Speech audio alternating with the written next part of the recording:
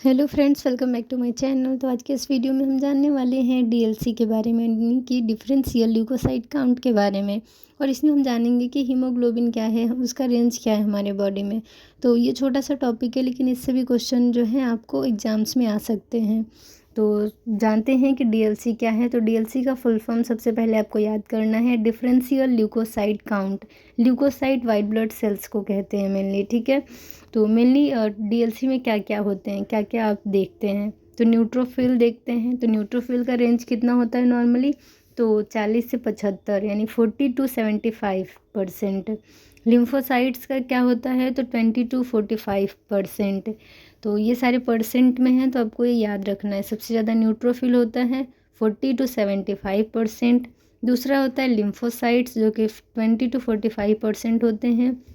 Monocytes होते हैं जो कि 2 to 10% होंगे। और इस्नोफिल्स होते हैं जो कि 1 to 6% होते हैं। और बेसोफिल 0% होते हैं। अगर इनका रेंज बढ़ा तो भी दिक्कत है, आपको दिखाने की ज़रूरत है, डॉक्टर से कंसल्ट करने की ज़रूरत है। और अगर इनका रेंज कम हुआ तो भी दिखाने की ज़रूरत है।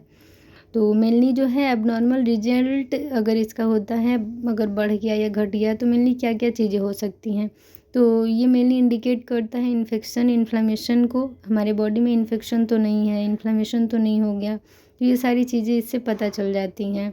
अगर न्यूट्रोफिल का परसेंटेज बढ़ जाता है हमारे बॉडी में, तो ये मेनली इंडिकेट करता है कि आपको बैक्टीरियल इन्फेक्शन हो रखा है, ठीक है, इन्फेक्शन हो रखा है मेनली। और अगर लिम्फोसाइट का काउंट अगर आपके बॉडी में बढ़ जाता है, उनका लेवल बढ़ जाता है, तो मेनली ये किस चीज़ को इंडिकेट करता है कि आपको कोई इम्यून डिजॉर्डर है, इम्यून सिस्टम से रिलेटेड प्रॉब्लम हो रहा है, या फिर आपको कोई वायरल इन्फेक्शन है। तो आपको ये चीज़ क्लियर रखना है कि न्यूट्रोफिल अगर बढ़ता है तो वो बैक्टीरियल इन्फेक्शन को इंडिकेट करता है। और अगर आपको कोई वायरल इन्फेक्शन हुआ है या फिर जो है इम्यून सिस्टम का डिजॉर्डर हुआ है, तो मेनली वो इस चीज़ को इंडिकेट करता है कि आपके बॉडी में जो लिम्फोसाइट्स हैं, जो कि नॉर्मली 20 to 45% होना चाहिए, उसका लेवल बढ़ गया है। और अगर इसका जो लेवल है वो घट जाता है, फिर भी आपको ध्यान देने की ज़रूरत है। जैसे कि अगर आपके बॉडी में न्यूट्रोफिल का काउंट दिन प्रतिदिन कम होते जा रहा है, तो वो ये शो करता है कि बोन मैरो का प्रॉब्लम हो रहा है आपको, या फिर किसी मेडिकेशन का, अगर आपको कोई दवा लंबे समय से चल रही है तो उसका कुछ साइड इफ़ेक्ट हो रहा है, जिसके कारण आपके बॉडी में न्यूट्रोफिल की संख्या दिन प्रतिदिन घटते जा रही है। फिर होता है कि मेनली हीमोग्लोबिन का नॉर्मल रेंज आपको पता होना चाहिए, क्योंकि हीमोग्लोबिन टेस्ट से आपको ये पता चलता है कि आपके बॉडी में कहीं आपको एनीमिया तो नहीं हो रहा है। अगर कम हो गया संख्या हीमोग्लोबिन का तो एनीमिया इंडिकेट करेगा, या फिर मलेरिया, टाइफाइड, डेंगू, या फिर कोई सिकल सेल एनीमिया, अगर कोई भी दिक्कत होती है तो मेनली हीमोग्लोबिन टेस्ट करा जाता है। कोई ऑपरेशन से पहले भी ये टेस्ट करा जाता है।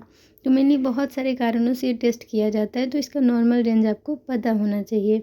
मेनली एग्जाम्स में भी इससे रिलेटेड क्वेश्चन आ सकते हैं। तो मेनली हीमोग्लोबिन का नॉर्मल रेंज कितना होता है, तो 11.5 से 13.5। तो ये मेल फीमेल के लिए थोड़ा अलग होता है, तो आपको अलग अलग जगहों पे अलग अलग इसका रेंज मिलेगा। तो नॉर्मली आप एक रेंज याद रखिए कि 12 से 16 नॉर्मल होना चाहिए, ठीक है। अगर 11 से कम भी होता है तो थोड़ा ध्यान देने की ज़रूरत है। अगर 8-9 है या फिर उससे कम है, तो आपको बहुत ज़्यादा ध्यान देने की ज़रूरत है। और अगर इसका काउंट बढ़ भी जाता है बॉडी में, तो भी ध्यान देने की ज़रूरत है। आपको डॉक्टर से कंसल्ट करना होगा। अपने से कोई भी इलाज या फिर कोई भी दवा नहीं खाना है।